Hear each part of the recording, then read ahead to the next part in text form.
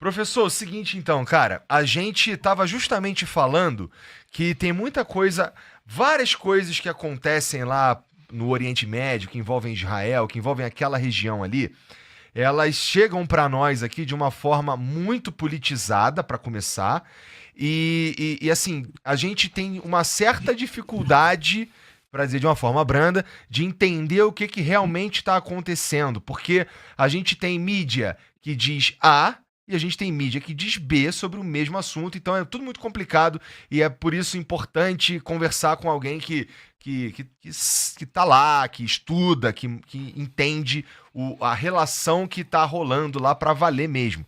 O exemplo que eu dei aqui foi quando teve lá o ataque do Hamas a Israel, e aí logo no começo teve uma história de um hospital que teria sido bombardeado, e até hoje eu não sei quem bombardeou o hospital. Se foi o Hamas por erro, ou por qualquer outra razão, ou se realmente foi já. É isso que eu tô dizendo, é tudo muito complicado de entender o que, que tá acontecendo. Então, para começar. A gente sabe que houve o ataque de Israel e Estados Unidos ao Irã, por todos os motivos que eles disseram e tudo mais, e a gente tem uma resposta do Irã que, por não conseguir atingir diretamente o território americano, eles começam a atingir alguns aliados, entendidos como aliados com bases americanas e tal na região. Em primeiro lugar, eles entendiam o que isso haveria algum tipo de. Ia acontecer alguma coisa. E será que está acontecendo o que era para. O que eles previam, não que eu tô dizendo que você sabe o que eles previam, mas tá acontecendo o óbvio, tá acontecendo alguma coisa diferente do óbvio em relação a esses ataques aos países que, de certa forma, não tinham nada a ver com a história? Por exemplo, a gente vê a China hoje reclamando, pô, para aí, cara, vai atrapalhar aqui o meu esquema com energia e tal, né? Ninguém nunca fez uma pergunta desse usando essas palavras, né, professor? Não, não, mas a sua pergunta é válida, ela é inteligente. E, claro, uma pergunta, enfim, é correta. Uma pergunta simples, mas tem muito fundamento. Eu acho que a resposta para ela, claro, não vou tentar rebuscar, dar uma Uhum. de intelectualoide, né? Não é o caso, até porque respondê-la de forma simples é importante até para a população entender o que está acontecendo. Em toda guerra, a primeira vítima é a verdade, sabe? Enfim, as pessoas, os lados que estão envolvidos no conflito procuram fabricar narrativas para justificar as suas ações. Então, a primeira vítima é a verdade. Depois, a população civil, né? Os inocentes que morrem de lado a lado no conflito. Né? E toda guerra tem objetivos políticos. Tá? Então, essa aqui é a real. Né? Então, vamos dar a real para o povo. É isso. Né? O que aconteceu, na verdade, nesse caso todo, o Trump e Israel, eles já planejavam atacar o Irã, queriam atacar o Irã, e o objetivo não tem nada a ver com libertar o povo iraniano, isso é uma grande mentira. Tá? Libertar o povo iraniano de um regime opressor, tirânico. Tá, se você quer libertar o povo iraniano de um regime opressor, você não começa bombardeando uma escola, matando 120 crianças mulheres, que era uma escola feminina, entende? Isso não é o caminho, né? Então, não é o meio. E aí se a ideia era de eliminar o programa nuclear iraniano, então você negocia, você senta para negociar. E ali eles estavam negociando. E o Irã havia concordado em zerar o programa nuclear. O que é o zerar o programa nuclear? Havia decidido renunciar ao enriquecimento de urânio para fabricar a bomba atômica. Tá? Então, o Irã já havia concordado com isso. E havia concordado em que inspetores da Agência Internacional de Energia Atômica pudessem ir lá fazer as inspeções, correto? Porém, o objetivo americano, israelense, não era isso, eles não queriam isso. Na verdade, eles queriam derrubar o regime. Eles queriam, na verdade, derrubar o regime. Acontece que eles calcularam muito mal essa estratégia. Tá? Calcularam mal. Primeiro, eles subestimaram a capacidade do regime de resistir. Tá? Segundo, eles calcularam muito mal a capacidade do regime de retalhar. Eles acharam que o regime estaria blefando, não retalharia. E os Estados Unidos têm bases militares em todos os países árabes ali do Golfo Pérsico. Tem base militar na Arábia Saudita, no Catar, no Bahrein, onde eles têm a quinta frota naval. Eles têm a base militar no Kuwait, no Iraque, tem base militar na Jordânia. Então, o Irã, na verdade, está todo cercado de bases militares americanas e centros de inteligência e centros operacionais, tá? De comando e controle, coleta de dados, etc. Tá? Então, a diferença neste caso é que os Estados Unidos, e aí o governo de Donald Trump, ele não se organizou para fazer essa operação militar. Então, eles não tinham um objetivo muito claro. Por isso que você percebe no discurso contradições, né? Quer dizer, uma hora eles dizem que querem acabar com o programa nuclear, outra hora dizem que eles querem acabar com o regime, outra hora eles dizem que não é uma coisa, que não é outra coisa, mas que eles estavam fazendo um ataque preventivo para destruir a infraestrutura militar do regime, para libertar o povo. Então, isso prova que eles não têm um objetivo claro e não fizeram um planejamento estratégico, entendeu? Por isso que você vê antagonismo no discurso americano, tá? E por isso que há críticas por parte dos democratas e por parte também dos republicanos, e por isso que você vê uma racha na base maga do Trump. Então há críticas, né? E eles entendem que o Trump levou os Estados Unidos à guerra por causa do Netanyahu, para cumprir com objetivos de Israel, muito mais do que cumprir com os objetivos dos Estados Unidos, que é America First, entendeu? No caso, ele está colocando Israel First, Israel em primeiro lugar, não os Estados Unidos em primeiro lugar, entende? Agora, do lado iraniano, os iranianos sempre se prepararam para essa guerra. Então, o Irã está sob pressão desde 1979, há 47, 48 anos.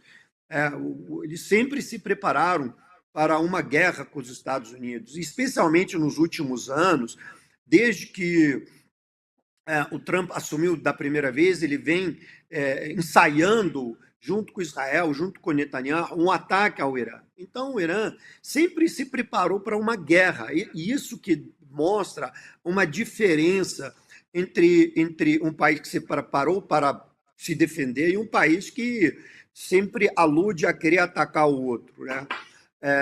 Claro que os Estados Unidos é uma superpotência militar, a maior superpotência militar do mundo, mas não é por ser a maior superpotência militar do mundo é que você, às vezes, é capaz de vencer uma guerra.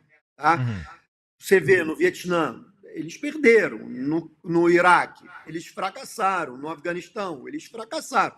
No Afeganistão, eles ficaram 20 anos, gastaram $1 trilhão e o Talibã voltou ao poder. Está entendendo? Professor, então, o senhor acha que... Desculpa te interromper, mas nesse caminho, o senhor acha que nesse momento não tem saída? Nem os americanos, nem Israel tem saída para esta situação? É uma situação recente, é de sábado passado, né? Quando começou. Temos 4 dias hoje, né, de guerra. 5 dias. 5 dias. E aí, tem saída diante do que está havendo? Então, o que acontece? Como o Irã se preparou para essa guerra, então, ou seja, ele organizou linhas defensivas para uma guerra de longo prazo. O que o Trump quer? Uma guerra de curto prazo. Então, ele, na verdade, quer uma guerra rápida. Só que ele não vai conseguir ter uma guerra rápida, porque ele, digamos assim, ele precisa apresentar resultados factíveis para a população. Tá? Como é que vai sair disso? Eu acho é muito difícil sair no curto prazo. Tá? No curto prazo é muito difícil. A não ser que ele queira parar a guerra amanhã. Só que o poder de parar a guerra não está mais na mão do Trump, está na mão dos iranianos. Eles vão decidir quando que a guerra, na minha opinião, vai acabar. Por que eu estou dizendo isso? Porque eles se prepararam para infligir danos aos Estados Unidos e a Israel. Tá? E o que infligir dano?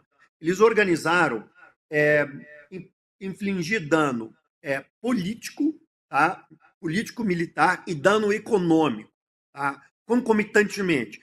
Então, você fechar o Estreito de Hormuz você está impedindo a passagem de 1/5 para 1/4, aproximadamente, do petróleo do mundo. O barril de petróleo saiu de $70 para $90, aproximadamente. Meu caro, isso aí, o povo vai pagar gasolina mais caro nos Estados Unidos, vai pagar gasolina, inclusive, mais caro no Brasil. É uma questão de tempo, a não ser que o governo do Brasil interfira no preço da gasolina. Uhum. Entende? Não tem como. Tá? Vai encarecer, vai gerar impacto inflacionário no mundo, vai encarecer a produção mundial. O gás na Europa subiu, o preço do gás de cozinha, gás, subiu 50%. Na Ásia subiu 60%. Então, só você trancar, fechar o Estreito de Hormuz por onde passam os cargueiros de petróleo. O preço do seguro do petróleo, do cargueiro, o cargueiro faz seguro, né?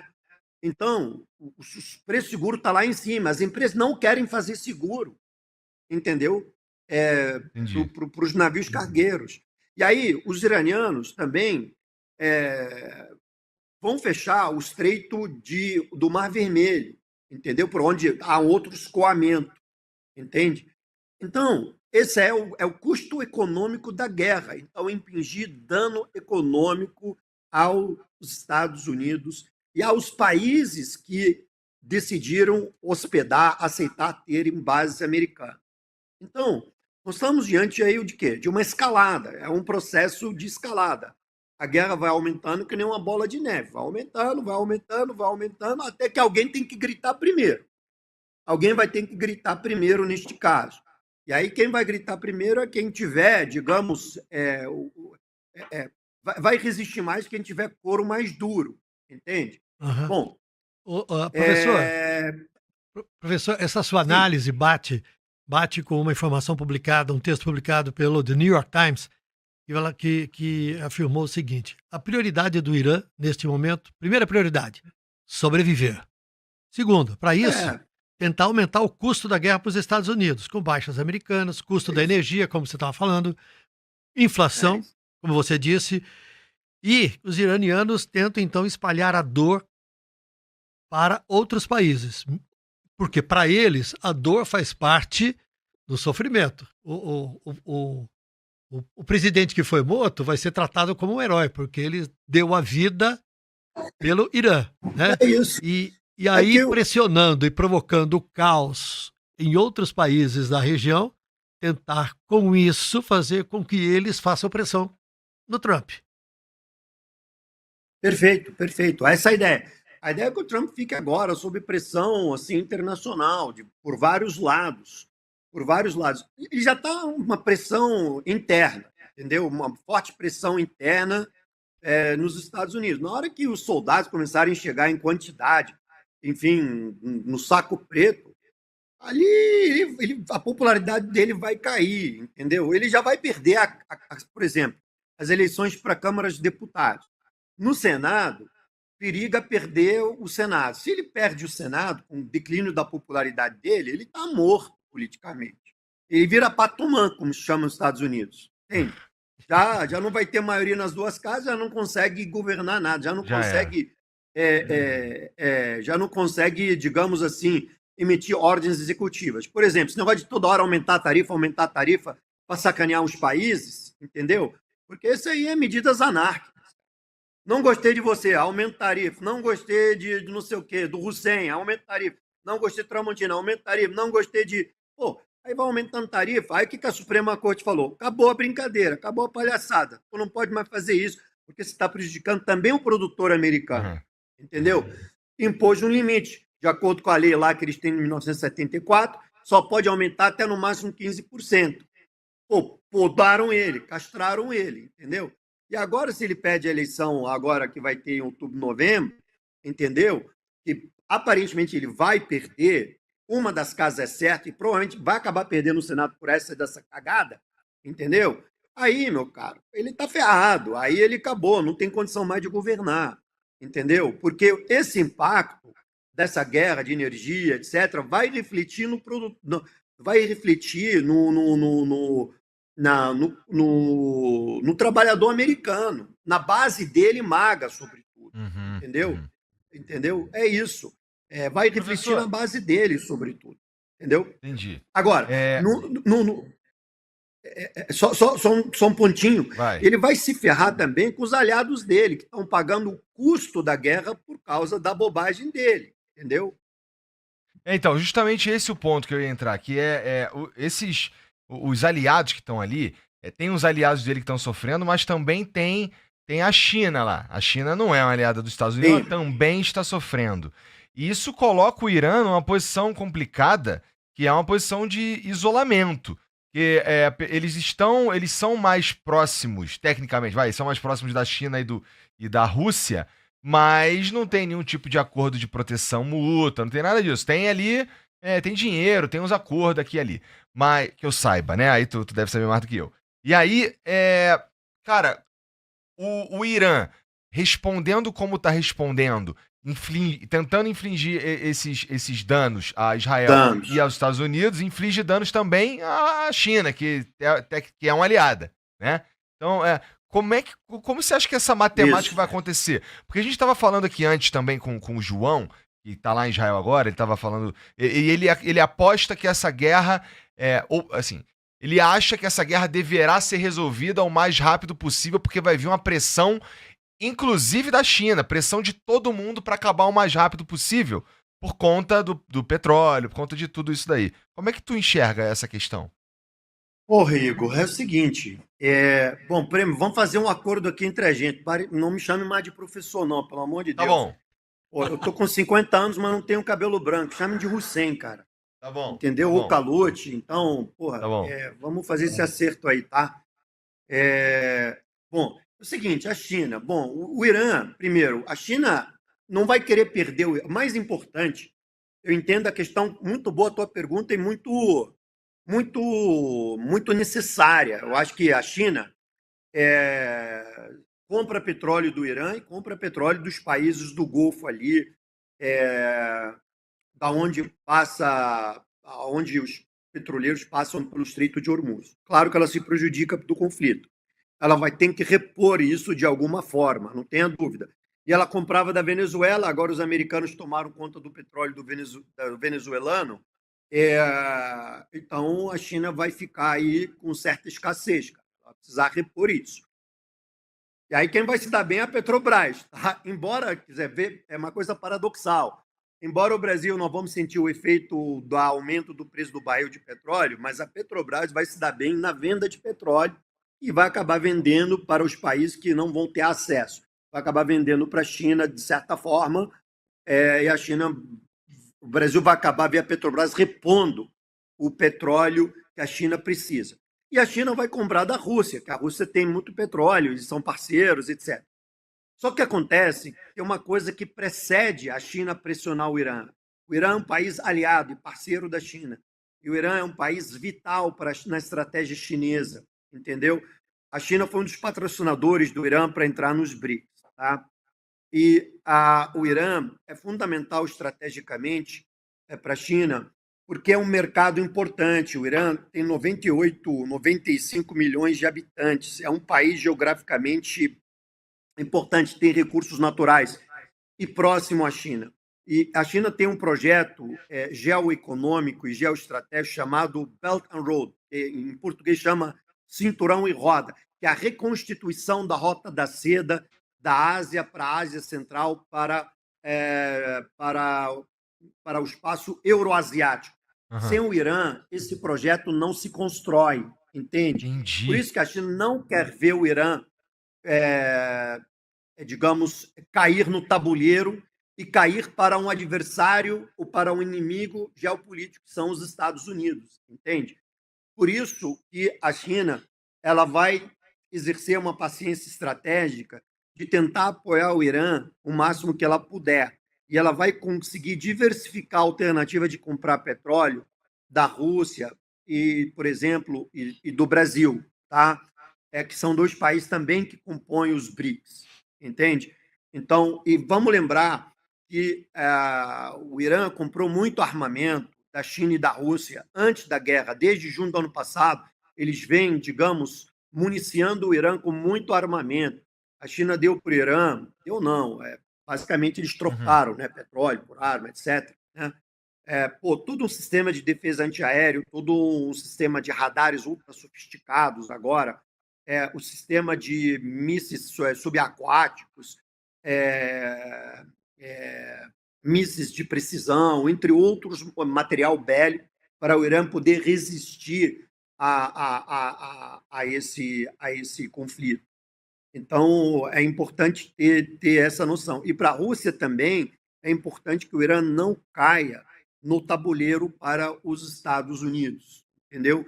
Então, é um jogo geopolítico muito intrincado, entendeu? Porque eles sabem que se eles perdem o Irã para os Estados Unidos, é uma perda muito grande da perspectiva geopolítica do bloco China e Rússia, entendeu? Eles perdem uma peça vital, não é qualquer peça. Curtiu esse corte, né, safado? Então aqui na descrição tem um jeito de você virar membro do Flow, cara. Clica aqui no link, tá? Pô, menos de R$8, não vai nem doer e vai ajudar a gente a continuar fazendo esse conteúdo foda pra você, tá bom? Então é isso, vira membro. Tem conteúdo todo dia. Todo santo dia.